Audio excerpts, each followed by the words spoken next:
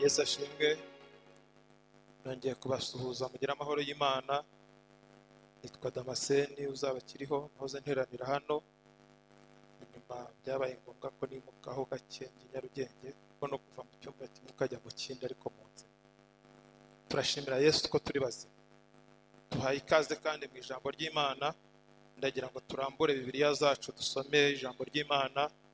Ubutumwa bwiza bwa Yesu ko bwanditswe na Matayo igice cya 16. Turasoma birebire dore ku murongo wa 15 tugeze kuri 24. Nyuma ndababwira n'ahandi dusoma mu gitabo cya Yobu.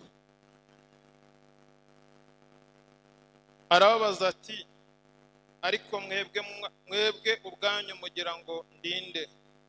Simoni Petero aramusubiza ati, uri Kristo umwana w'Imana ihoraho. Yesu aramusubiza ati, urahirwa Simoni wa Yona, kuko umubiri n'amaraso atari byo biguhishuriye, ahubwo ni Data wo mu ijuru. Nanjye ndakubwira nti uri Petero, kandi nzubaka itorero ryanjye kuri urwo rutare, kandi amarembo y'ikuzimu ntazarishobora. Nzaguha imfunguzo z'ubwami bwo mu ijuru, kandi icyo uzahambira mu isi kizaba gihambiriwe no mu ijuru, n'icyo uzahambura mu isi kizaba gihambuwe mu ijuru. Maze yihanangiriza abigishwa ngo hatagira uwo babwira ko ari we Kristo. Yesu aherako yigisha abigishwa be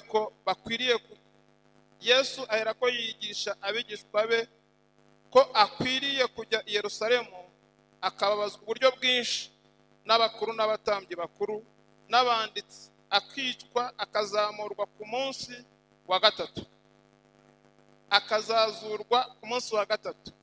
Petero aramwihererana, atangira kumuhana ati, biragatsindwa Mwami, ibyo ntibizakubeho na hato. Arahindukira abwira Petero ati, subira inyuma yanjye Satani, umbereye igisitaza, kuko ibyo utekereza atari iby'Imana, ahubwo utekereza iby'abantu. Maze Yesu abwira abigishwa bati, umuntu nashaka kunkurikira yiyange, yikorera umusaraba we, narangiza nkurikire. Amen. Dusome Yobu, igitabo cya Yobu igice cya 2, dusome umurongo wa 5 wa 6, hanyuma tuganire mu izina rya Yesu.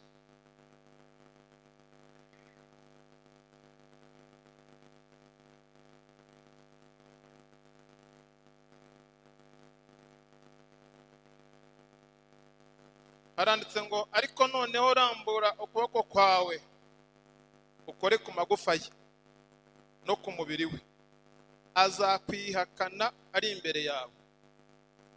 Uwiteka abwira Satani ati, dore ari mu maboko yawe, keretse ubugingo bwe gusa aba ari bwo wirinda. Uvuge ngo amen. Reka tuganire, tuvuge Bibiliya, tuganire umwanya Imana iduhaye ngo tunezererwe ko turi hano muri iyi nzu. Kuba hano bifite ikiguzi bivuze.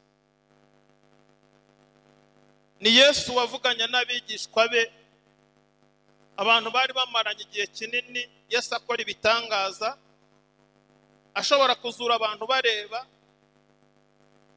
akatubura imitsima, agakiza abarwayi, akirukana dayimoni. Umunsi umwe ngo abaza abigishwa be, aravuga ati, ariko abana b'abantu iyo bandeba bagira ngo ndinde. Ntibavuga ibyabo, bavuga iby'abana b'abantu. Baravuga ngo bamwe bagira ngo uri Eliya, abandi bakagira ngo uri Yeremiya, abandi bakagira ngo uri umwe wo mu bahanuzi. Bo bagira ngo ntibibare. Ariko Yesu arahindukira abaza, none se mwebwe twirirana mugira ngo ndinde? Birakomeye ariko biroroshye. Umwuka wera bigizemo uruhare kumenya Yesu. Amen. Bibiliya yavuze ngo Petero aba ari wishyurirwa umwuka, aramubwira Kristo umwana w'Imana atari Imana isanzwe, ari Imana igize gute? Ihoraho. Mujye mumenya kuvuga ko Data wa twese ari Imana ariko igize gute? Ihoraho. hariho n'izindi mana no mu Egiputa zarahabaga, ku buryo kubwira Farawo ngo Imana yantumye ngo rekura ubwoko bwayo bugende byari bigoye, kuko Farawo yagombaga kubaza ngo iyo mana ni iyihe ko natwe tuzigira. Imana ibwira Mose, uzambwira ngo nitwa ndiho, nakubaza irya kabiri uzambwira ngo ndiho ndiwe, muvuge ngo amen. Bwana sifiwe. Rero Petero yaravuze ngo uri Kristo, umwana w'Imana, ifite izina ryitwa ngo iki? Ihoraho. Nubwira abantu Imana, ujye ubabwira ko Data wa twese ari Imana igize gute? Ihoraho. Ntabwo ari imana zindi abantu bagenda batoragura iriya hirya zimwe zo kwa Etiro. Hanyuma Yesu arambwira ngo umwana w'umuntu akuye ku Yerusalemu, akagambanirwa, akabambwa, akazazurwa ku munsi wa gatatu. Wa Petero umaze kuvuga izina, dayimoni aramuganiriza ngo agende muhongore arukiraho. Aramubwira ngo bose uno nkongorere nkubwire. Aramubwira ngo ibyo biragatsindwa, ntibizakubeho. Haleluya. Ushobora gusanga umuntu mu gitondo ari mu mwuka, ejo ukazamusanga ari hehe? Ari mu mubiri. Ariko ujye umenya gutwara abantu b'Imana bijyanye n'ibihe bagize gute bari. Yesu amaze gusobanura ayo magambo, ahamagara abigishwa be ababwira aya magambo. Arababwira ngo umuntu nashaka kunkurikira azakora ibintu bibiri. Icya mbere azabanza yiyange, icya kabiri azikorera umusaraba. Namara gukora ibyo bintu byombi azaba ari mu nzira. Agatabo k'umugenzi kavuga Byiringiro na Mukristo ngo urugendo rwarabaremereye cyane, ngo baza kugenda bakura inzira ibirenge mu nzira, ngo bakajya babona utwatsi ku ruhande, ngo bakumva ibirenge biri kugenda byoro. Ariko muri iyi nzira bari barimo hari harimo umugabo witwa Gihanda gitera ubwihebe. Ngo igihanda kije kandi ngo ndi bababwiye kundi batira igikingi. Imbaraga zari zashize ko bari bavuye mu nzira. Muri iyi nzira haragoye, ariko Yesu aravuze ngo umuntu nashaka kunkurikira ubwa mbere abanza agere gute? Yiyange. Ni iki kibazo gihari. Iyo murebye abantu tutagiye kure, mubona biyanga ku bwa Kristo koko cyangwa barikuru? Ntumbwire abandi, ubwire wowe. Icya kabiri yaravuze ngo ni ukwikorera umusaraba. Ndagira ngo tugaruke mu bihe bimeze nk'ibya Pasika, tuvuge kuri uyu musaraba, hanyuma tuze gusoza dusenga dukuyemo icyifuzo cyo gusengera. Ni iki giteye Yesu kuvuga ngo abantu bikorere umusaraba? Ese umusaraba ni iki? Ukoze iki? Uteye ute? Ese uremera ute? Ni igiti badukorera tukagitwara tukagenda twirukanka tukaza kukigezayo. Umusaraba ni kimwe mu bihano ubwami bw'Abaroma bwasimbuye Abagiriki bwari bwarateganije guhanisha umuntu wakoze ibyaha bikomeye by'urugomo n'ubusambo n'ubujura no kugira nabi. Ba bantu babaye baruharwa, Abaroma bari barabateganije iki gihano. Iki rero ntabwo ari ikintu cyoroshye.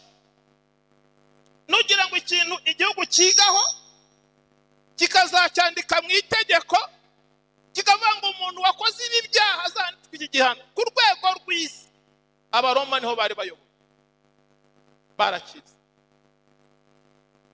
Haleluya. Ntabwo iki gihano aricyo bagiraga gusa, bagiraga n'ibindi. Ku rwego iki gihano tuvuze cyitwa umusaraba, abantu bafite ubwenegihugu bw'Abaroma ntibari bemerewe kugihanishwa, bari bafite ibindi, bafite ibihano bari barateganije. Bigeze bakora igihano cy'imbeba, zajyaga zibarira ingano, bajyaga bahinga, imbeba zikinjira mu ngano zikazirya ku rwego batazasarura na kamwe. bakora inama, bashyiraho abanyabwenge, bashaka igihano cyazahanishwa izo mbeba, barakibona. Baravuga ngo bazasongora urumambo barushinge, barusongoye hasi no hejuru. Hanyuma bazafata imbeba nzima bayimanike kuri rwa rumambo ari nzima, ivuze induru. Izindi mbeba zihari zigire gute? Ziyumva. Barabikora, imambo bazizungurutsa umurima wose, bashyiraho imbeba zose zisakuriza icyarimwe, ziborozwa nuko bazishinze hari nzima. Izindi mbeba zirabyumva, zirisohora, ziragenda. Iki gihano bagikuye i Babuloni kigeze kihaba. Haleluya. Umuntu witwa Hamani ngo yigeze asongora urumambo, ngo abigiriwemo n'inama n'umugore we. Ngo baramubwira ngo usongore urumambo rwa mikono 50, ngo urushinge uzamanikeho Moridekayi, hanyuma uzajye mu nkera unezerewe we n'umwamikazi. Ngo Hamani ashima iyo nama, urumambo bararushinga. Izo bashinze zose nizo bazashima. Namani najya mu nama mwama zabirogoye uko data arahari. Amen. Hanyuma ndagira ngo mbabwira ngo iki gihano ntago cyari igihano gisanzwe. Iyo bashingaga umusaraba wabaguresha n'aka kantu. Reka tuginya bihanga twese turebe imisaraba ihari. Yesu ahagaze hagati y'ibisambo bibiri. Ariko Yesu niwe yari akwiye guhagarara no hagati yanjye nabona ifasi. Yesu yari akwiye kubamo kugira ngo avuge nanjye mbeho, uvuge ngo amen. Imisaraba iri Nyabihanga hejuru ntabwo ireshya. Niba mwarabyitegereje uko bakora amashusho, uw'iburyo n'uw'ibumoso ya Yesu ni migufi, ariko wa Yesu urazamutse. Yesu afite igihano kirengeye. Uyu musaraba bari barawuteganirije aba bantu, ariko kubawukoraga babambagaho umuntu, bakazirika ukuboko kumwe hano n'ukundi aha, ijosi rigasigaramo hagati ariko rikanagana inyuma, ukazicwa n'inyota no kunanirwa. Yesu ashimwe. Ibi bisambo ariko byari byoroshye. Hari ikindi gisambo cyitwa Baraba cyari gikomeye. Oya nituvuga Baraba ujye wumva ko ari umujura ruharwa ku rwego rw'isi nyine, kuko Abaroma bari bayoboye isi. Baraba rero we bari baramufashe, yari yagoje ibintu, ariko baramufunga, bamushyira muri gereza, bakata urubanza, bavuga ko Baraba bazamubamba. Mu bihe bya Pasika urubanza rwa Baraba rurarangira, bararukata, bategereza igihe gusa igihano kizabera. Umunsi umwe Yesu nawe baramufata, bamujyana mu rubanza. Ndagira ngo mbabwire ko Yesu yaburanye mu nkiko 6, kandi akaziburanamo umunsi umwe, ubwo isabato yari yegereje. Amen. Kandi hose yaratsindaga. Bageze kwa Pilato, Pilato ngo yari umucamanza mukuru, ashaka ko yari porokireri, aca urubanza, ariko mujye mwemera ko Umwuka Wera avuga. Yesu ashimwe. Uko amategeko y'abatambyi yari ameze, iyo umutambyi yamaraga kwicara mu ntebe cyaraziraga kwongera guhaguruka. Iyo bashakaga kumwimura bamuteruranaga n'intebe bakamujyana hagiye, ariko intebe umwami ntiyahaguruka, umutambyi ntiyahagurukaga ngo agiyongere guca imanza. Hanyuma umugore wa Pilato araza aramwegera, aramubwira ati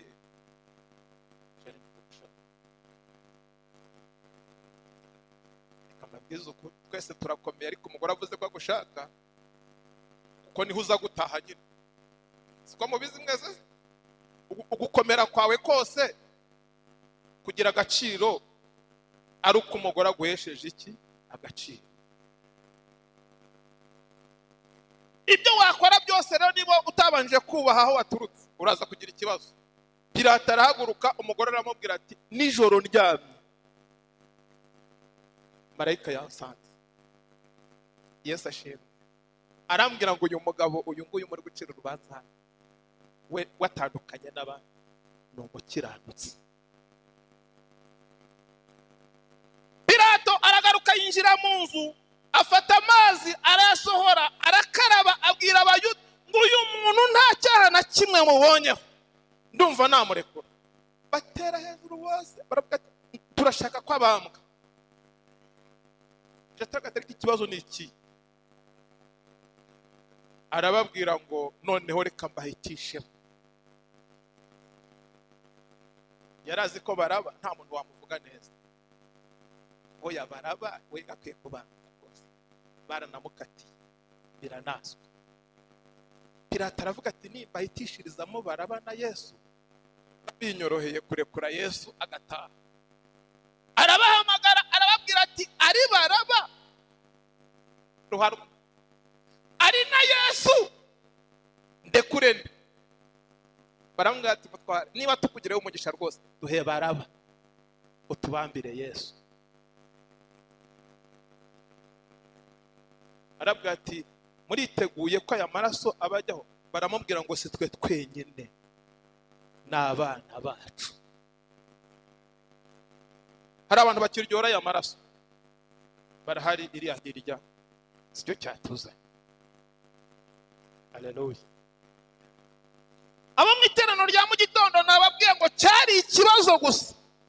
Iyo abayahudi bavuga ngo turekurire Yesu utubambire Baraba, umurimo wa Yesu wari urangiriye icyo gihe. Ariko turashimira Yesu kwemera kubambwa, Baraba akajya imuhira nta rubanza rundi rumugiyeho. Byari bivuze ngo natwe tuzataha kubera data wa twese waducunguye. Nimwe muzamura ibiganza muvuge ngo amen. Baraba yataye.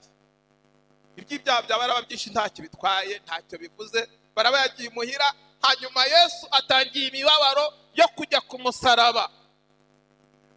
Baramukubita, urubanza rwari rwamaze kwemezwa ko ibyo amaraso ya Yesu azabajyaho n'abana babo. Batangira kumukubita no kumwambura imyenda no gukora ibintu byose bibi. Hanyuma baragenda benda kugera mu murwa i Yerusalemu. Abaroma bari barawutunganije ku buryo bugaragara. Baravuga bati rero uyu mugabo natunyurira mu murwa arawanduza. Baravuga ngo ni mu munyuze inyuma y'umurwa. Turashimira Yesu ko yanyuze inyuma, aragenda ngo yenda kugera aho bamubamba. Baravuga ngo uyu mugabo mu mubamba areba iriya hirya, ntarebe hano mu murwa wacu ataza kuwutera umwaka. Ngo babamba Yesu bamurebeshaho narindi, iriya hirya ikaba iyo ntuye. Ndashimira Yesu ko nanjye yambonye icyo gihe, muvuge ngo amen. Nibiki rero bibaye ku musaraba? Uyu mibabaro Yesu yikoreye iri buze kubyara iki? Yesu bamutwaye bamugejeje ku musaraba. Ariko ngaruka inyuma gato, uyu musaraba wari uteganirijwe Baraba kubambwaho utandukanye n'imisaraba basanzwe babambaho abandi bantu. Kubera uburyo Baraba ari umugome, uburyo Baraba akomeye, uburyo ari igisambo, uburyo agira ubucakura bwinshi, Baraba bamukoreye iwe musaraba utandukanye n'isanzwe. Bashinze igiti, baravuga bati Baraba ni mu muzirika azikuraho. Bakoze iki? Baraba baravuze bati nimurambikaho amaboko muri buteremwe imisumari.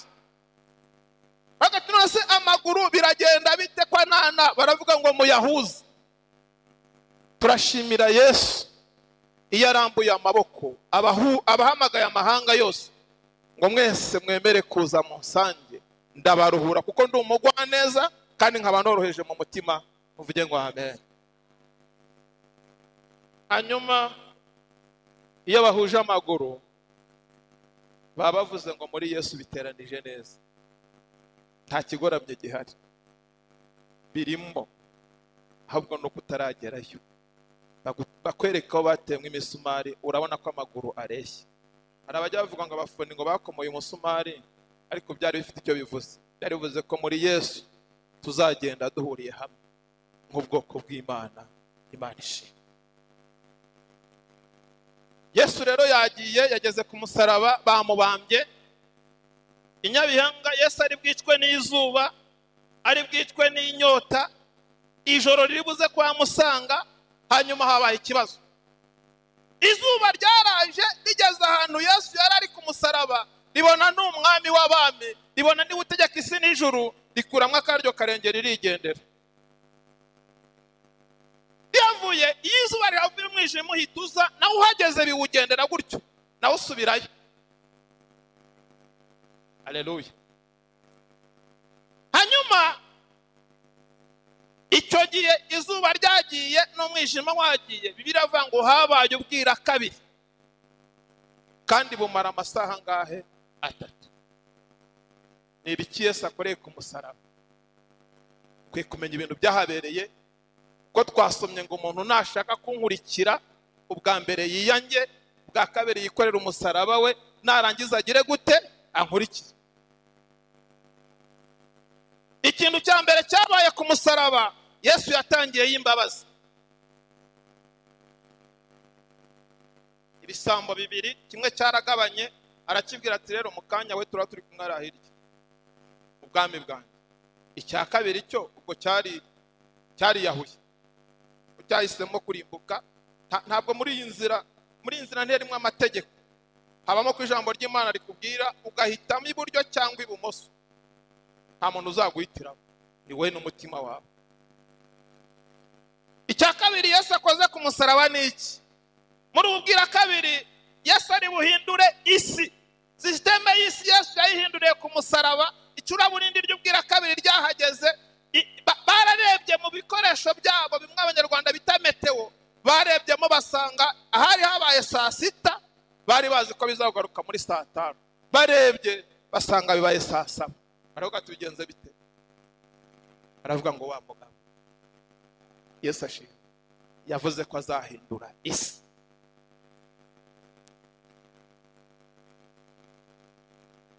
Abo mu iterano rya mbere nababwiye ngo mfite imyaka mfite niba ari 50, umwaka utanu ari kuzaba mfite 49. Aho babaraga bajya hari kuzimu kwa Nyamutezi, ariko ubu turabara tugikubwami kwa data. Imana ishimwe. Ikindi cyakoreye ku musaraba ni iki? Muri iyi ntambara y'ubwira kabiri, ibituro by'abera byaramenaguritse, bagasanga mu bituro 100 biri ku irimbi, kimwe cyamenetse kandi nta wagikozeho. Ariko abera ntibazuka, barindira ko bazazukana na bose, uko itegeko ryari ritarataba. Yesu azatuzura. Yesu ashimwe. Hanyuma intambara ikiri aha ngaha, abatambyi bandi bakuyeho umurimo wabo basanzwe, bari gutamba. Abantu bari kujyayo bakajyana ibitambo, umwenda ukingirije ahera uracyahari. Hanyuma bari gusenya iyi systeme mu ijuru, ngo umutambyi yicaye hakingirije, ngo yagiye kubona wa mwenda utabutsemo kangahe? 2. Abantu bose bari bahishwe kwegera aho umutambyi ari, babona haragaragara. Ni iki kibaye? Yesu aravuze ngo iyi systeme nayo nayikuyeho. Urumva abamotari bahise baza kureba, abakanishi, abashumba bari baririya hirya batashoboraga kuhegera baraza, ababuze n'intungura, bafite n'urufaranga na rumwe, abadafite bene bo babagezayo, bose bahise binjiramo bajya kureba. Yesu aravuga ngo mwese barushye n'abaremerewe, muze munsange ndabaruhura, mwemere kuba bigishwa munyigire kuko ndi umugwaneza, nkaba noroheje mu mutima. Imana nishimye. Bwana asifiwe. Yesu bamukura ku musaraba, bamujyana ikuzimu, barashyingura, bashyiraho igitare. Ariko abatambyi bakoze inama, baravuga ati rero uyu mugabo yari yavuze ko azazuka, mushyiraho abantu bajya kuturebera, bazamwiba bakabeshya ko yagize gute? Yazutse. Boreza abasirikare bakomeye baragenda baraharinda. Yesu kuzuka byasabye ko marayika aza agakuraho igitare. Iki gitare kandi Yesu yigeze agikuraho kwa Lazaro nawe. Ubwo yazuye abandi, nawe azakuzura. Ubwo yizuye, nawe azakuzura. Ariko Yesu avuze iki? Yesu asabye iki? aravuze ngo umuntu nashaka kunkurikira abanza yiyange yikorera umusaraba we, narangiza agere gute ankurikire. Ba mu gitondo nababwiye hari umusaraba abantu batekereza ko abandi babakoreye, ariko abantu bose bari muri iri torero, abantu bose bahisemo Kristo bagomba kwikorera umusaraba. Gatsata mwanyumvise?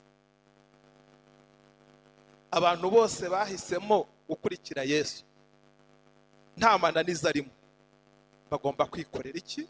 Umusaraba. Hanyuma umusaraba si igiti Yesu yabambweho, kuko kiriya giti cyari ibibazo bari basize kuri nde? Kuri Yesu. Nutabyemera,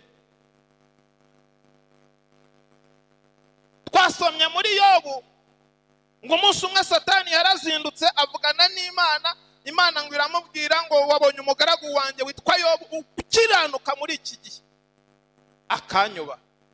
Satani avuga ati Yobu sara umusaraba afite ibiryo, afite ingamiya, afite amafaranga, afite abana, amaduka ye rwose n'inganda ze zirakora, se Yobu yabura kubaha.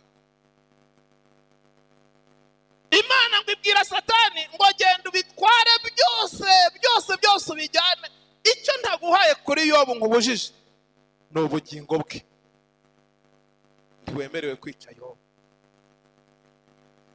Haleluya. Ibi bibazo byose bikwiye kuba ku mutwe wawe, ariko ubugingo bwawe bubamba uzingiye mu mutwaro umwe w'ubugingo na Kristo. Imana nishimye. Hanyuma Satani arazinduka mu gitondo, arabanza yica ingamiya, arabanza yica abana, arabanza akora ku mubiri wa Yobu, kugeza ku rwego inshuti za Yobu zaje ziramubwira ngo niba ibi bibazo ufite utabeshye rwose harimo ibyaha wakoze, nta muntu w'Imana umera gutya. Ariko umuntu nashaka kunkurikira abanza agere gute? Iyange yikorera umusaraba we. Abo mu iterano rya mbere nababwiye ngo iminsi yo kubaho kwawe yose imbere yawe haba hari umuntu ubona gukoreye umusaraba, hanyuma inyuma yawe nawe hari undi ubona ko wamukoreye iki? Umusaraba. Nuko isheni yubatse. Ariko mukura ibibazo ku bantu, tubishyiraho bigomba kujya, hanyuma Kristo azadusana. Niba ari n'umuntu wagukoreye afite umukoresha. Yobu yari afite ikibazo gikomeye ku rwego umugore we yamusanze amuha inama.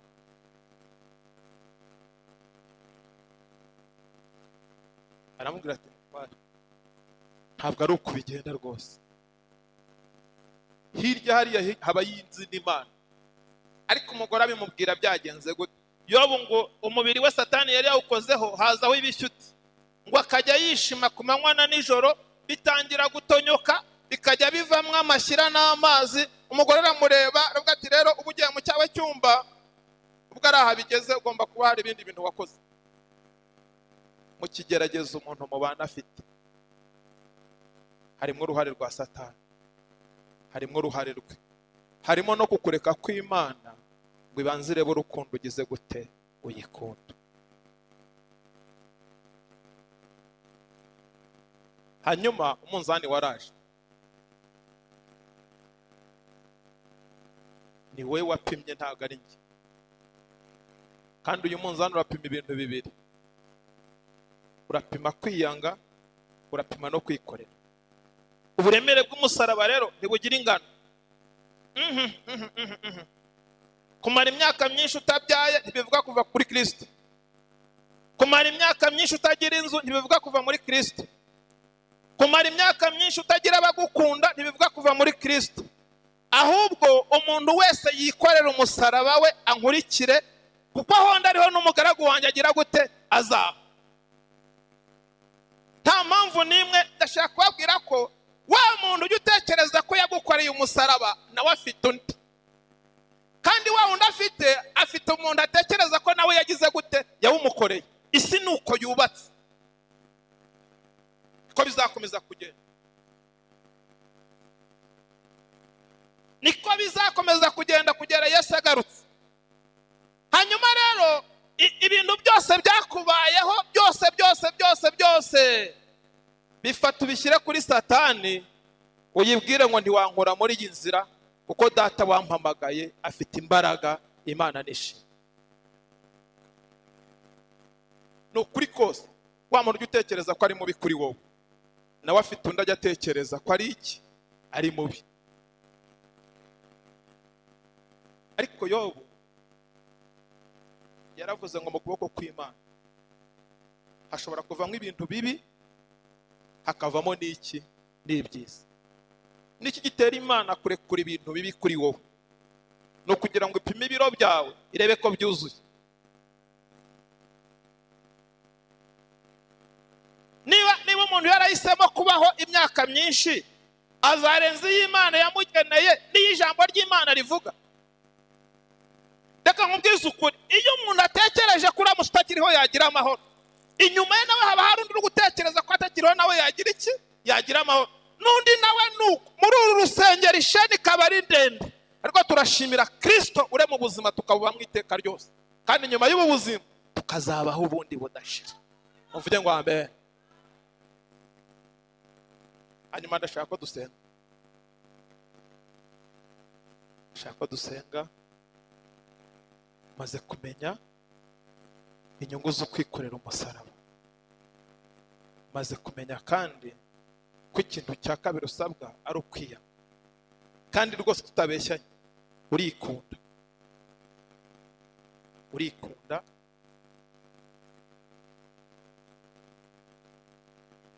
Ntabwo wiyanze kubwa Kristo, ntabwo wiyanze kubw'umusaraba, ahubwo warikunze. Iminsi yose iyo tugiye gusenga tugenda twereka Imana inzira ibintu yabicishamo, bikatworohera gukiranuka, bikatworohera gukomeza kuba abakristo, dukomeza tubishaka. Ariko Yesu aravuze ngo umuntu nashaka kunkurikira abanze yiyange, yikorera umusaraba we, narangiza ankurikire. Hanyuma ndashaka ko dusenga. Hari abantu rero hano, dufite abantu batarawutwara, kandi ufite umumaro kuwutwara, kuko aho tuzawugeza uzagira umumaro. Databuja yarawutwaye, sisiteme y'isi irahinduka. Abikoreye umusaraba rero bazahora banyuranije n'isi. Ntabwo tuzagenda nk'uko isi ishaka dutwaye umusaraba, kuko umusaraba ubangamiye isi, ariko umusaraba unejeje ijuru. Ijuru yari kubonye utwaye umusaraba ritandukanya n'abantu bawutuye. Turi mu isi rero nk'ababangamiye isi kuko dutwaye umusaraba kandi isi itawemera. Ariko turi ahantu nk'abatunganiye Imana kuko twikoreye umusaraba. Ijuru ryadusabye kwikorera, tuzawushyizeho tuzajya. Muvuge ngo amen. Hanyuma ndashaka ko dusenga. Ni umugisha gutwara umusaraba. Ufite abantu batarawutwara kuko batawuzi, ariko ijambo ry'Imana rirawukubwiye, n'inyungu zirimo urazimenya. Niba hari umuntu uhari uva ashaka kwakira Yesu, bagafatanya inzira, bagakomezanya urugendo, bakazagerana mu bwami, hamwe yabwiye igisambo ngo turaba turi kumwe nawe muri paradizo mu mwanya mutoya. Imana ishimwe. Yahagarara tukamusengera. Hanyuma nawe watwaye umusaraba ukawutura kubera impamvu runaka, ukwiye kongera kuwutora. Umuntu wese utawikoreye ntari mu nzira imwe na Databuja. Imana ibamugisha. Shomba ndagira ngo mbararike muze mudufashe gusenga no kwakira iteraniro ryose. Yesu abamugisha kubwo ijambo ry'Imana. Imana ibamugisha.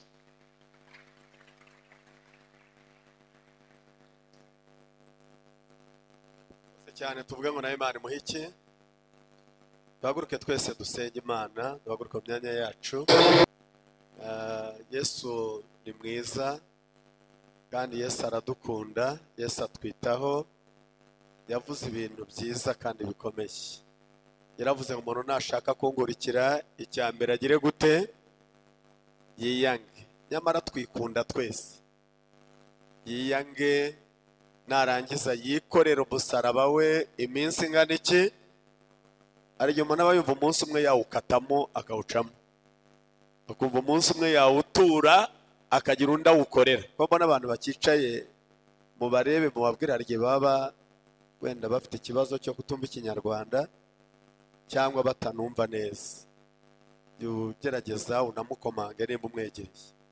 Yesu avuga ijambo rya gatatu, aravuga ngo narangiza agire gute? Ankurikire. Usanga dukurikira abantu, tugakurikira ibintu, ntidukurikire umwami uko bikwiriye. Yiyange, yikorere, narangiza ankurikire. Abantu bacika intege ntibamenye ko bacitse intege. Ariko muri aya materaniro abakicaye bahagurutse. Muri aya materaniro ya kabiri yo muri Gatsata uyu munsi wa none, aho wicaye, aho uhagaze, rambura ikiganza cyawe ubwira umwami uti mwami, nshoboza kwiyanga. Kwiyanga burya ntabwo byoroshye. Hari igihe umuntu areka inzoga ejo akumva yanywa gake, umuntu akareka itabi ejo rikamuhumurira. Imana ikakubwira ngo kunda mugenzi wawe, ejo ukumva wamwanga, ukumva n'umwanzi wawe. Kwiyanga birasaba kugira ngo ukunde umwami umugire uwa mbere, ubugingo bwawe bwegurire umwami. Rambura ikiganza cyawe mubwire ngo nshoboza ibyo ntakwishoboza mwami. Kwikorera uyu musaraba iminsi yose. Ubu hari abantu bataye umurimo w'Imana kubera kumva barawutuye, agatura umusaraba. Hari abapasiteri benshi nzi bavuye mu gipastori kubera ko umusaraba wabananiye. Hari abaririmbyi benshi bavuye mu kuririmba kubera ko baratuye. Basanga sinarimbana na runaka, sinasengana na runaka, batuye imisaraba. Hari abadiyakoni benshi bavuye mu kidiyakoni kubera gutura imisaraba. Hari abandi bakurikiye abantu batagikurikiye Yesu. Aya magambo araryoshye, arenze no kuryoha. Rambura ikiganza neza, ndagira mbabwire ngo mwebwe mutuye hafi ya Nyabugogo benshi, muzi uburyo abantu bikunze kuruta uko bakunze Imana. Amateraniro yo kuwa kabiri hano tugira, abantu benshi bavuga ati nibi bishire, ugataha bitaguzwe. Ukabyirirwaho kuva saa 11, uti ninterana abakiriya barabibura, ugataha nta n'umugurishije nawe. Ngwino uterane, Imana niyo itanga ibintu. Ugasanga utereka nkingure, iyi nzira henda, ukagira ngo uzanabyigurira. Reka mbabwire, Imana itaguhaye nta muntu waguha. Mana Data wa twese uri mu ijuru, turagushimiye mu izina rya Yesu umucunguzi wacu. Uvuganye natwe neza, ngo umuntu nashaka gukurikira yiyange. Nyamara turikunda, uturinde mwami, kandi utugirire imbabazi. Ugirire imbabazi abari hano bose, kuko abantu barikunda ntibakunda Imana. N'inzira ijya mu ijuru bakayitera umugongo kandi banayirimo. Kandi mwami, icyo ushaka nuko ijambo ryawe turigirira irya mbere mu mitima yacu. Aba bantu bose baraha ubahe kwiyanga, kandi ubahe kugukurikira. Bikorera umusaraba iminsi yose, ubarinde kuwucagaguramo, ubarinde kuwurekura, ahubwo bawukomeze kugira ngo bazagere mu bwami bwawe, bazabwe ingororano bageze imbere yawe. Abari hano bose mwami bagiye bikunda ntibiyange, ubabarire. Abagabanije imisaraba yabo ubabarire mwami, kandi abantu baye kuwukurikira uko bikwiriye. Turagushimira kuri umunyambabazi mu izina rya Yesu, amen.